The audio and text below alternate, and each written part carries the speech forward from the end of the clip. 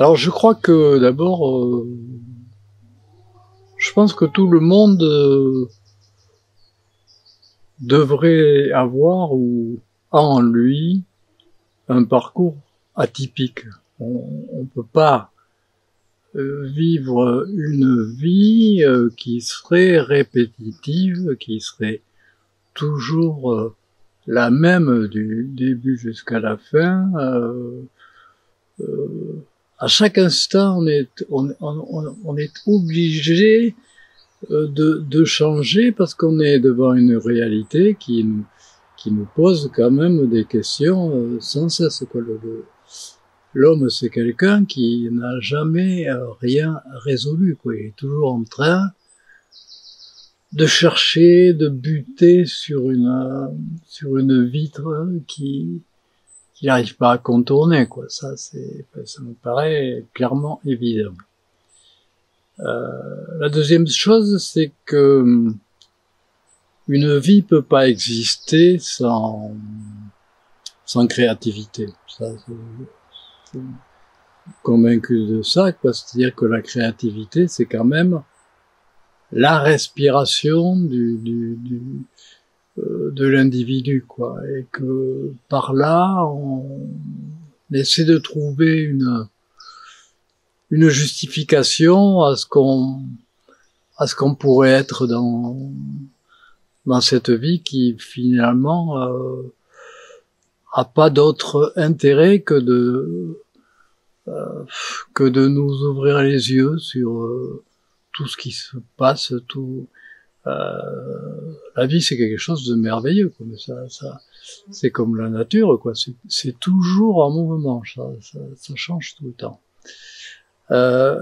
Personnellement, en ce qui me concerne, j'ai eu une éducation classique, quoi, et donc qui était vouée quand même malgré tout à une certaine conformité, quoi. Donc pour être examen,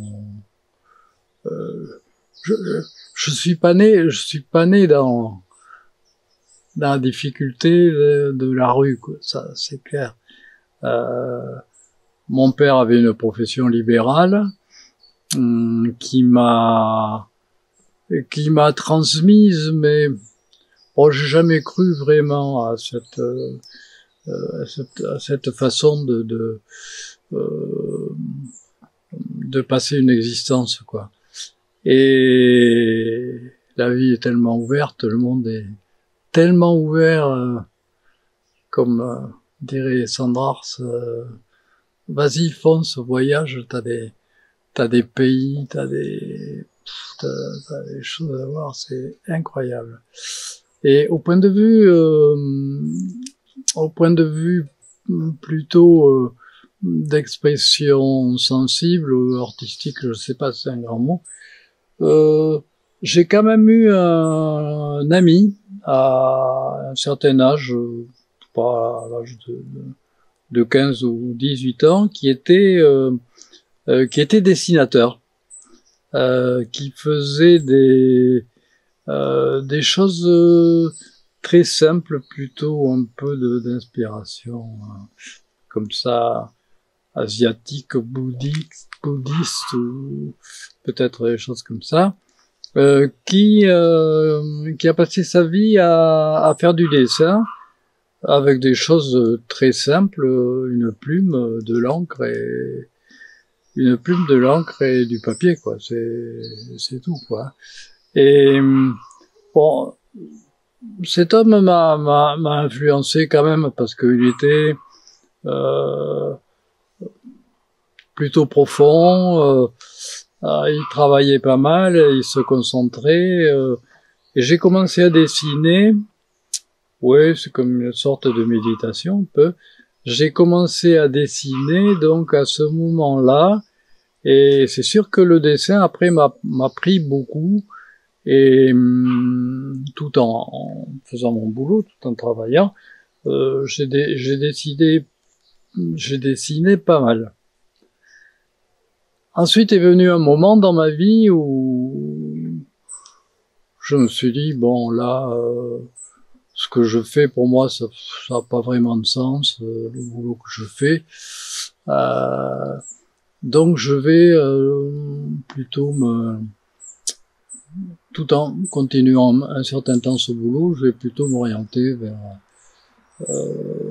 vers des choses plus intimes, quoi. Donc j'ai continué à dessiner, puis j'ai trouvé cette maison, je suis venu à habiter carrément dans la nature, ce que j'avais en moi, bien sûr, sûrement, mais qui est devenu une réalité quand même beaucoup plus importante, quoi. Donc ça fait à peu près 50 ans que je suis là, et tous les jours, je suis émerveillé de voir les choses qui changent.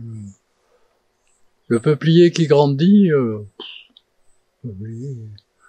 il a atteint maintenant un sommet, là. Les arbres qui poussent, les arbres là, c'est pratiquement moi qui les ai tous plantés. Alors ça, je me suis dit que ça, effectivement, c'était la vie, quoi. Et que ce problème d'être sensible, c'était quand même une question aussi de personnalité, quoi, de travail. Et je me suis intéressé un peu à travailler cette sensibilité que peut représenter la nature, tout ça, pour déboucher finalement obligatoirement sur la poésie, quoi, parce que la poésie est le maître de notre réflexion, quand même. J'ai toujours été convaincu que rien ne pourrait se résoudre sans action poétique. Ni la politique, ni rien. C'est-à-dire que je pense que le jour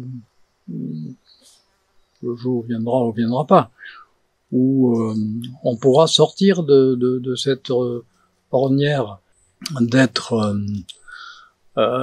dans un malaise perpétuel comme l'est l'individu, ce sera parce que la politique aura pris le dessus, la poésie par toutes ses formes, bien sûr, mais surtout la poésie comme point de mire de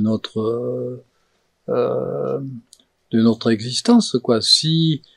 Et il y en a eu, si un homme politique était un grand poète, et il y en a eu, bien sûr, on pense à Césaire, par exemple, ou tout un tas de...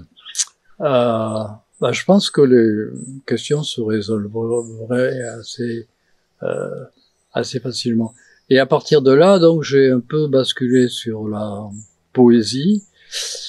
Donc j'ai arrêté tous mes boulots, tout ça, puis je me suis mis à contempler, à réfléchir, et puis par petites bribes comme ça, faire des dessins, des tableaux pour exprimer ce que je ressentais, quoi, et ce que j'avais envie de dire. Bon, pour l'instant, aujourd'hui, c'est pas très efficace, la poésie, dans l'action du monde. Mais tous les gens auxquels je pense, là, comme ça, avec beaucoup de rapidité, évidemment, sont des poètes, quoi. C'est clair, je vais pas citer tout le monde, quoi, mais Théodore Monod, tout ça, Albert Jacquard, tous ces grands hommes qui nous ont illustrés.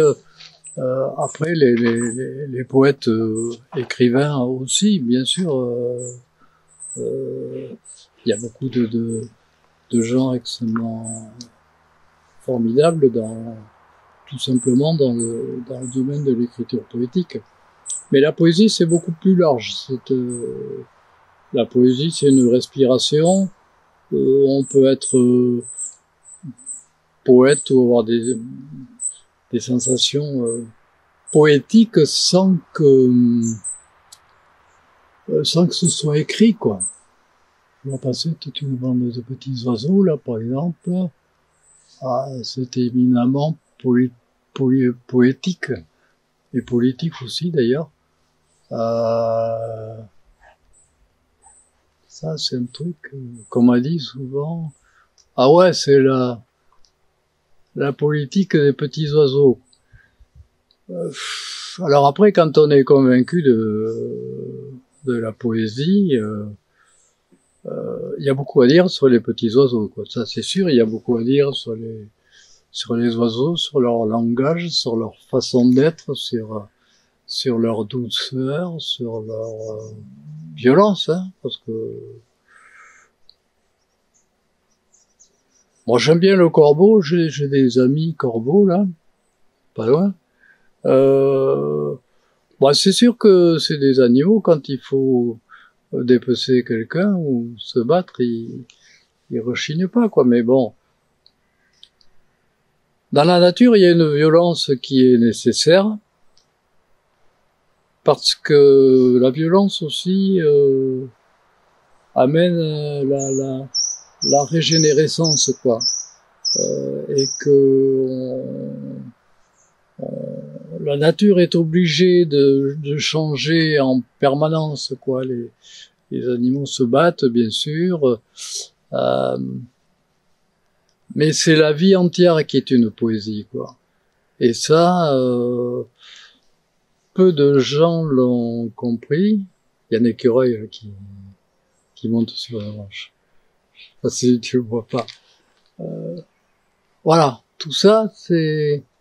Alors tu peux regarder cet écureuil parce qu'il s'est arrêté, tu vois, puis il monte dans le chêne.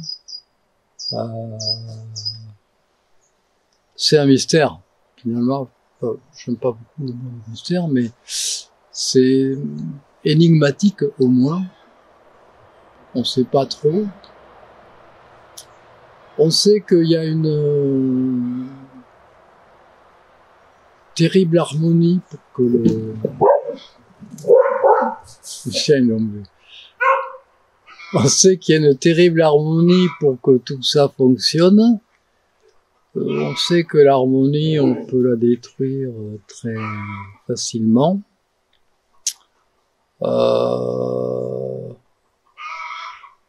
Donc la poésie est une espèce de sortie de notre misérable condition qui nous permet peut-être d'essayer de trouver un passage pour un monde plus paisible, peut-être tranquille.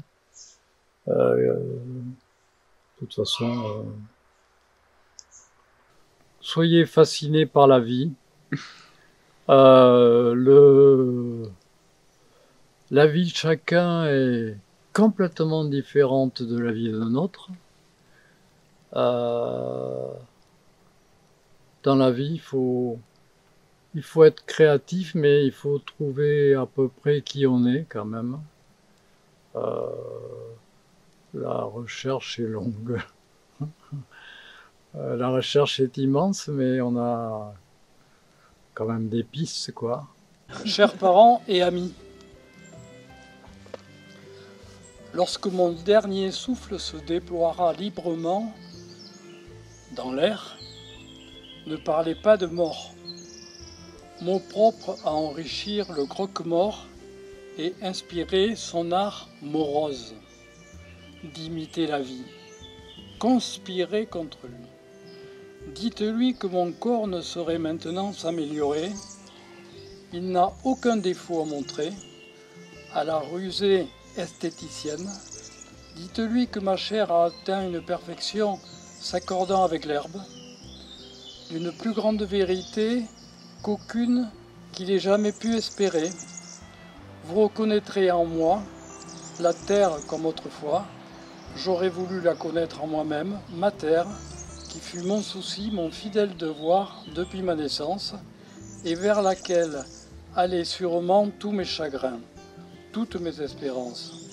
Dites que j'ai trouvé la bonne solution et que je suis en route pour rejoindre les racines.